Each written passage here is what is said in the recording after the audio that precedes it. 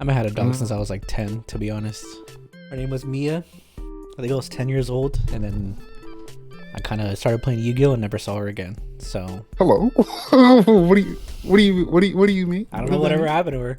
This is gonna be in the back of my mind for a while. I mean, nothing like bad happened to her. I don't know. Like, How do you know? I'm assuming that like we gave her away, or like she has. You didn't ask questions. I was 10 years old. Yu-Gi-Oh was Playing popping, Yu-Gi-Oh. all right. Life is going on around. Life was a good time back then.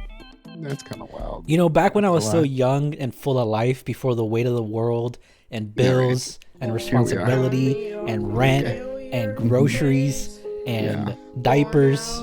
Wait. For you?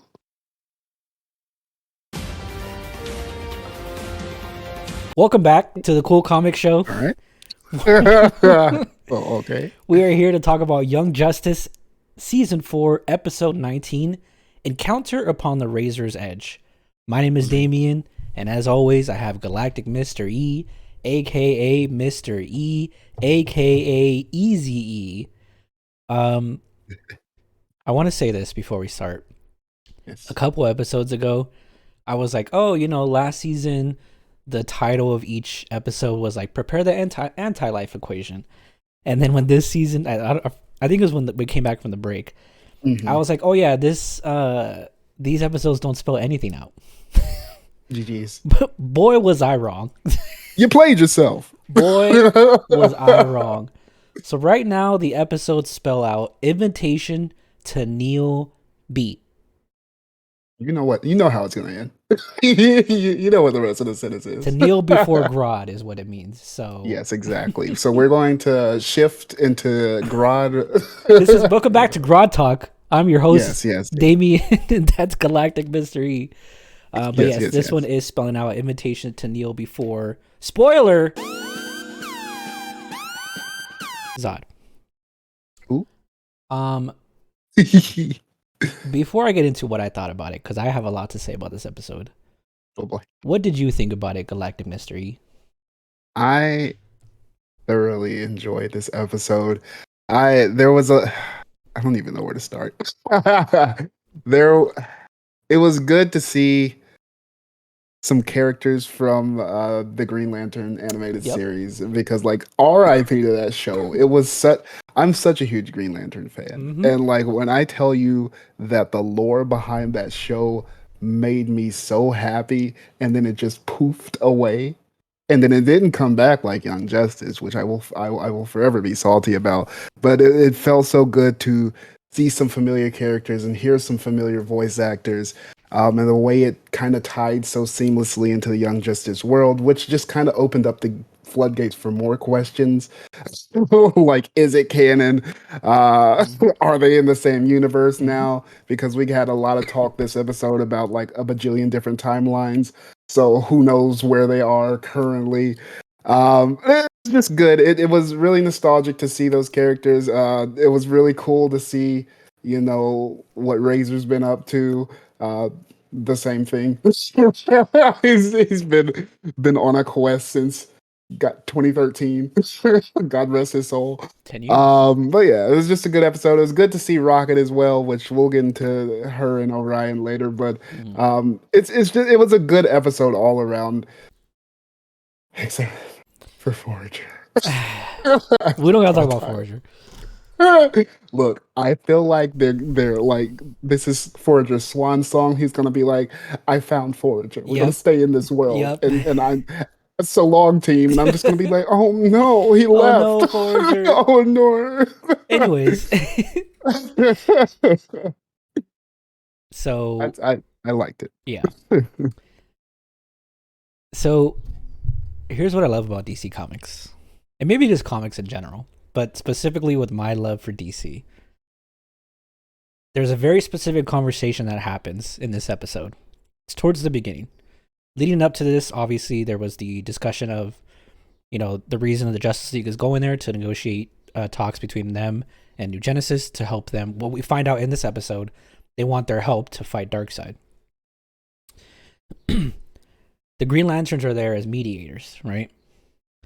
And there's a very specific conversation that happens that I felt like a kid just laughing at this conversation. I got so much pure joy out of it. In that conversation, the Green Lanterns that are there, which are Kilowog is there, and then the fish bird kind of one. Is it Tamer? Tamale, I think something like that. Bird? I forget his name all the time. Anyways, they're there as a mediator, and Orion asked them. He says, "Why are there so many Green Lanterns from Earth?" And they're just like, you know. So that got a little bit of a chuckle out of me. And then and then Kilowog goes, "It's hard to find qualified GLs. Somehow the screwy conditions on Earth produce a lot of potential candidates." Yeah. It's like a quick line, it's a quick conversation, but it made me laugh and it made me love DC Comics because there's a lot of those there's a lot of those conversations that happen outside, from the fans and from the media of like, are the Green Lanterns or this galaxy thing? Why are 5 of them from Earth and this and that? And my point is, I fucking love this episode. Like, it was so fucking good. I swear to God. Like, and I'll be honest, I didn't watch the Green Lantern show, and that's a disservice to me. I should watch it, and after this episode, it made me want to watch it. You should. But as E mentioned, there was a character introduced in this episode named Razer, who I assumed was from the comics, but no, Razer was exclusively debuted in the Green Lantern animated show. That show was on back when Young Justice was also canceled, like E mentioned. To find out, they were both canceled because of low toy sales, because that's all what it's about. GG's Cartoon Network. They were canceled because of low toys. Young Justice came back. Green Lantern did it, or didn't. I did a little bit of research on Razer after this, and apparently people fucking love him. Apparently, he was such a good character in that show. He was. Because he had, in my opinion, he had one of the best arcs. Because, I'm a sucker. The reason that I love Green Lantern so much is because of the Lantern Spectrum that was introduced in...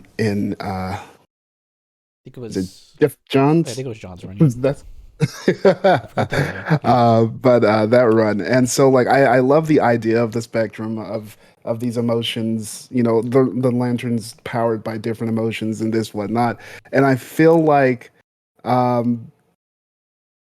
Razer had one of the best kind of arcs in that series. It was one season between 2012 and 2013. So we didn't really get a whole lot of character development from a few characters, but Razer, and I feel like in the short season run he had, he was a star. He started off as a Red Lantern, an enemy, and then he's kicking it with the Green Lanterns for the majority of the series.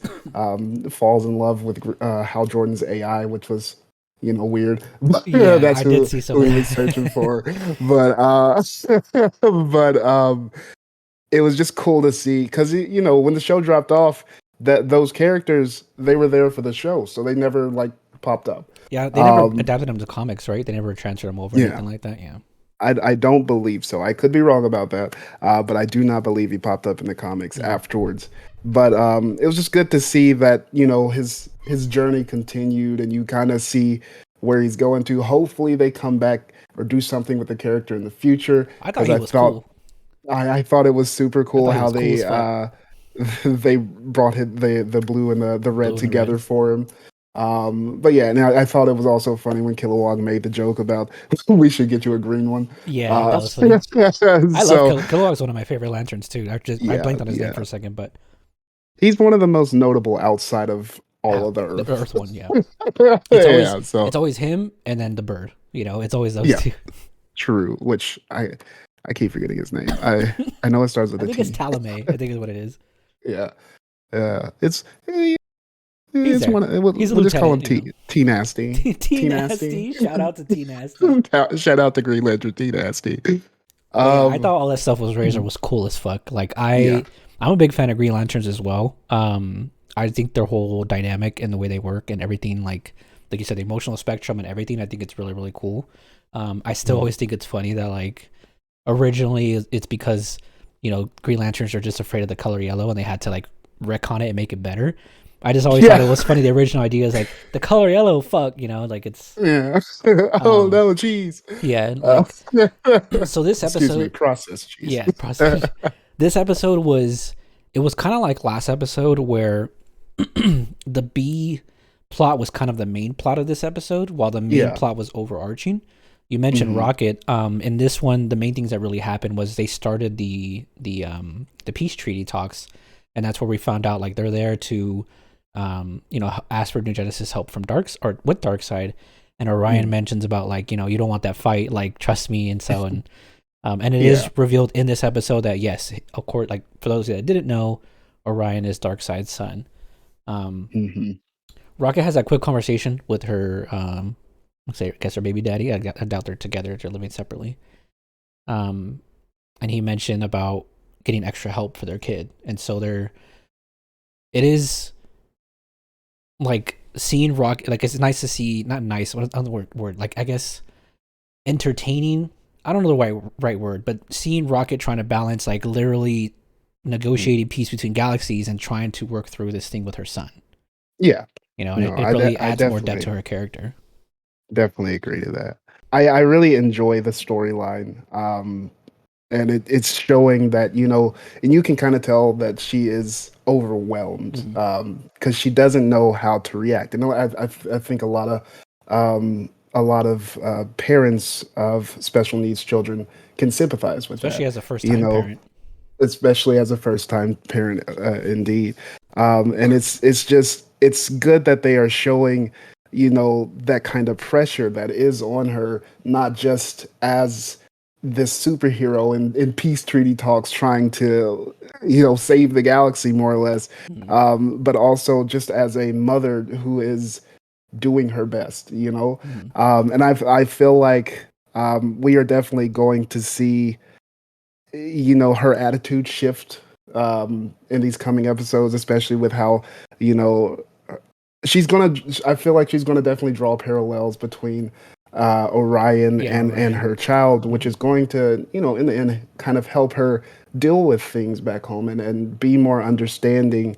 Because you can definitely see her struggling. She loves her child.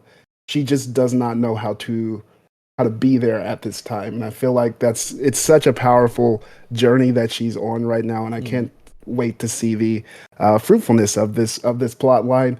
And it did kind of get pushed into the background in this episode because we had a lot of information thrown at us. But I feel like even the short moments that we have of her character were still just they stood at the forefront of the episode, in my opinion. Shout out to Galaxy cell phone service, FaceTime, that she had, by the way. Look, they're the league. They got it handled. Batman's got some gadget. Keeping the leaguers in touch. Yeah, that was kind of the extent of what was happening with Rocket in this episode. There was the stuff that happened at the end, which ties into Razer, which we'll talk about in a second, where they're going out there with the fight. But in terms of like plot and stuff, it was mainly they started the negotiations and then the stuff with her son. What E was referencing to, we got a lot of background information for the entire season in this episode. Lord Zod and the Legion are dumping out a lot of information to us in this one. True. I thought it was cool though about like the back and forth, alternating between them. Yeah, that's what Young Justice, the way they tell like these background stories, I eat that shit up. I love the fuck out of this episode. And I feel like since we came back from break, each episode has gotten better and better. Yeah, true. They just keep, and it's because we're finally getting the payoff. Because like that's one thing I said going into the break was they got to give us something. Because I was so tired of just seeing the Legion in the background every 2 to 3 episodes. Hey, another episode of Phantom Girl, no lines. So true.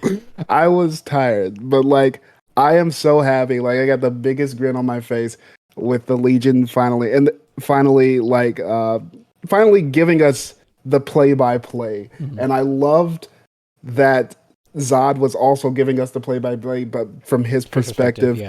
And I just love the way that they tell stories in this show because they did it so fantastically in Zatanna's arc as well, with Vandal Savage telling the story over each episode. And like, such smart writing. So yeah, like Lord Zod and the Legion are giving a bunch of background, a lot of context to all these questions that we had coming into not only this episode, but when we came back from break of like, what happened to Superboy? Did he die? Like, who saved him? And like this kind of stuff. And so it's revealed that all Lord Zod's backstory.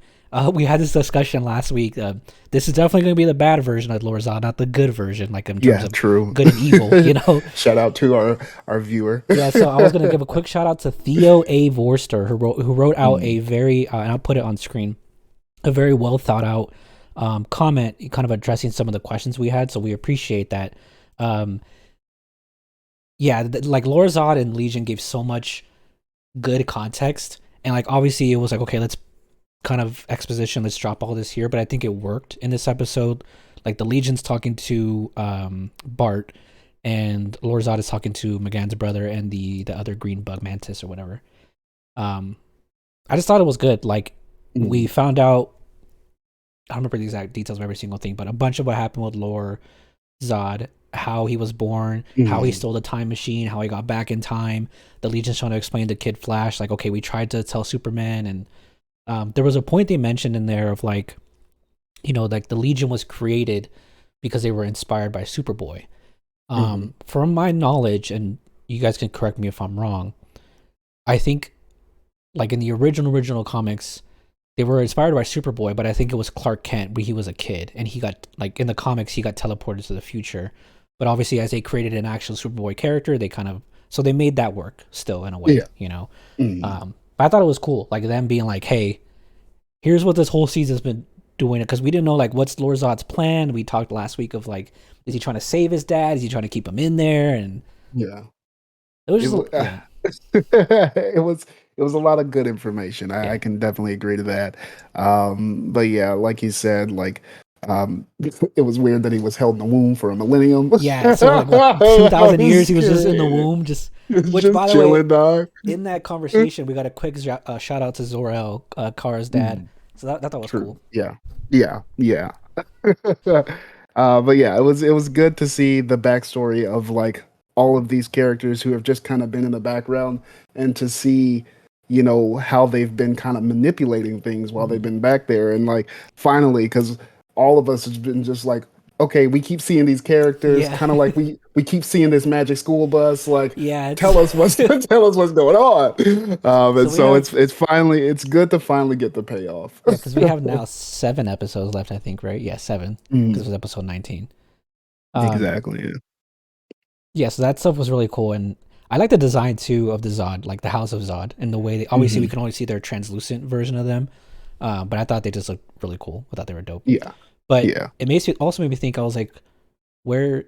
Because we didn't really jump back to the Phantom Zone in this episode, but it made me think. I was like, is his mom still there, or she? Because we only saw General Zod, we didn't see his wife. I believe so, because he said that at one point he said that both his mom and dad and their followers had been abducted. Not abducted. have been sent back to the Phantom Zone, and he was only spared because he was a child. Yeah, so he was a lone child. So I wonder if like, their whole armies and they're waiting to like bust out. And if they are, I have a feeling this last arc with Nightwing is about to be a mess. It's like there's so much that they have to go through in Nightwing's arc. Like, are they gonna put attention to Jason just hanging out? Is it gonna be Dick with his still everything with Wally? Like, there's a lot to go through in Dick's arc. There's a lot, and I don't know how we're going to get to it, because you know, season 5 still has technically not been confirmed. Keep watching Young Justice. Keep watching Young Justice. I feel like in the background. I feel like some of these storylines are definitely going to get kind of left hanging. I feel like there's too much in the air right now for everything to be resolved by the end of the season. We will see, because like I said, there's some smart writing in this show. If anyone can pull it off, I believe they can. But I don't know. There's so much to get through. I did. Shout out to Phantom Girl. Still no lines this whole second half of the season. I did the math because I'm a fucking nerd. I was like, okay, well, let me spell out Invitation to Kneel Before Zod. The letter D is going to be episode 25. No. I did that backwards. The letter D is going to be episode 26. However, the way the math works out Dick's arc, assuming it's 4 episodes, is going to end at O, which means the D episode is going to be the final episode with no specific arc attached. Like Dick's 4th episode is not the last one. There's 4 episodes and then the last episode. So well, it might be 5 I episodes. say they might give them 5. Was 5 episodes, Yeah. and that was the end of the mid season. They might give it 5, So, but I think it makes sense for them to do like 4, and then this last episode is everything going on. And yeah, I mean, it would make sense because we, of course, have a lot of overlap with all of the arcs still. So it would definitely make sense to bring them all together for the final episode. I think we will just have to wait and see. yes, and we mentioned this before, but we are planning to do a live, raw, emotional, gone wrong reaction to the finale of Young Justice. What's wrong? What's going on? Which, if you guys haven't been there before, we will watch it together here live, and then we'll do our regular discussion after. Going back to Razer, because the episode kind of like majority of this episode is Razer and then the stuff with Lord Zod. The main reason he's there is because he's currently a Blue Lantern. He's trying to find he made a trade, but we find out with Metron for the ring.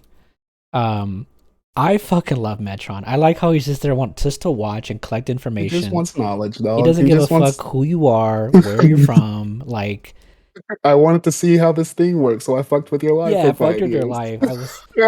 So like that whole conversation when he ends up trying to get the ring back, like the conversation between Razer and Metron was really cool. That fight that they had when he like was flying around, I thought that was dope. And Metron like being petty, he's like, unexpected. Like when he's shooting at him. Look, that's one part that made me like laugh out loud when Orion came down and they were all trying to figure out what's going on. Yeah. And he was like, Razer had to talk to Metron. I'm like, oh yeah, He's this like, is Metron. Just like, that say fucking less. But yeah, Razer ended up getting the red ring back after they traded, so he got the red ring. Metron was gonna go away with the blue ring, but he got the blue ring back and had this kind of sick like half Sailor Moon transformation. I loved his design of this. He looked pretty dope. Like he did. Sick. I definitely want to see more of that character. I hope that wasn't just like a one and done kind of, these characters still exist, okay, bye. Yeah. Because it has happened before. Yeah, and like I said, I after this episode, I went online. People loved Razer, or people love him as a character. So I'm curious. Like you said, you liked him in this episode. I'm curious how fans of that show are gonna like how he was portrayed in this. If they're gonna be cool with it, whatever. But yeah, I would imagine that people want more of it, or maybe even like a new season of that show. Or if only. I'm gonna have to go back and watch it. I haven't seen it. So if DC could ever make like a a Green Lantern Corps. I know there's supposed to be a Green Lantern Corps property coming out probably before the Wonder Woman video game. I mean, that could be 2 years. It could be 10 years. Before the Flash movie. I think that. All right. But like if DC could ever properly, it doesn't even have to be live action, but like a solid Green Lantern franchise or series or something that like goes into the deep lore of the whole spectrum, I would literally bust. I would lose my mind. Rated R.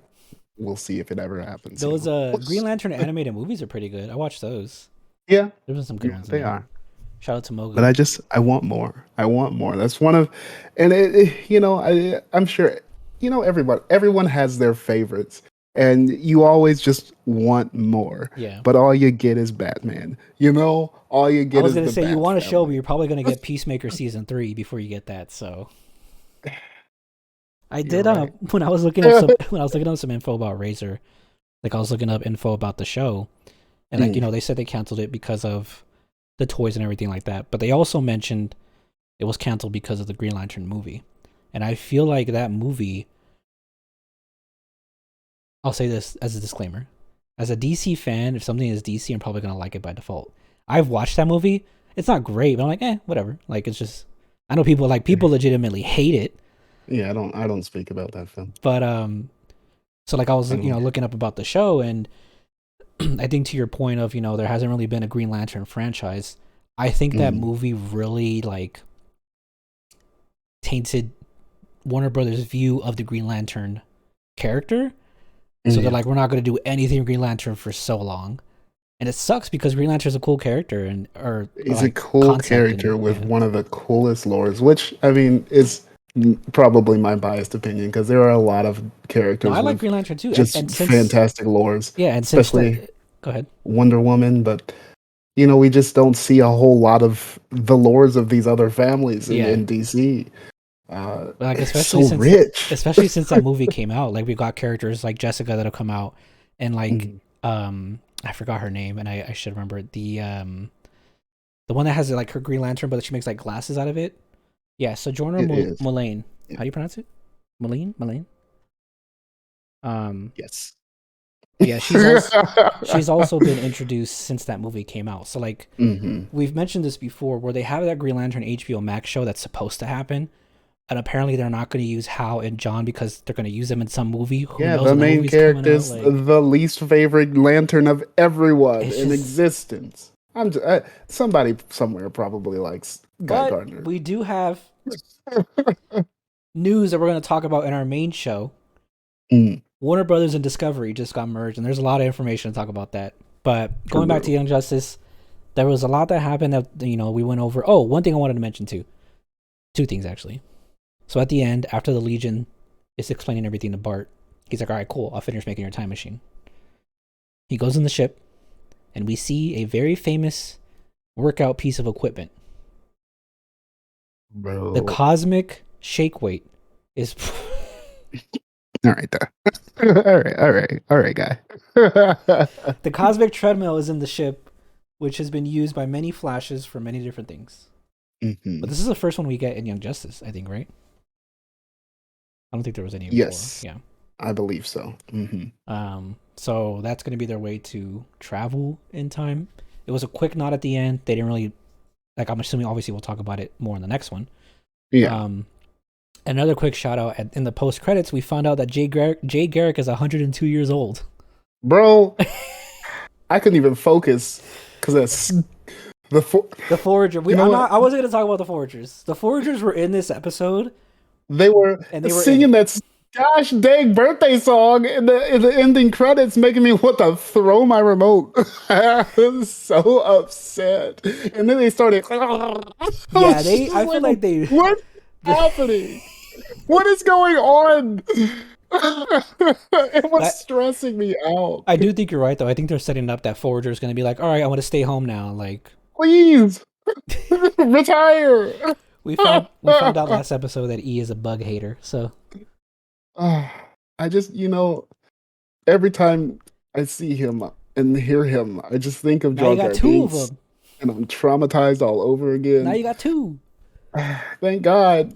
I love that for me. I love that for all of us. But yeah, that was Young Justice episode 19. Anything else? Any other highlights, cool moments? I think we went over pretty much most of it. Yeah, Green Lantern, the animated series, got canceled, but now we have Forager, dog. Hey, I hope those toys sell. You still got Batwheels. You still got Batwheels coming. Don't forget. Batwheels is the Super Pets.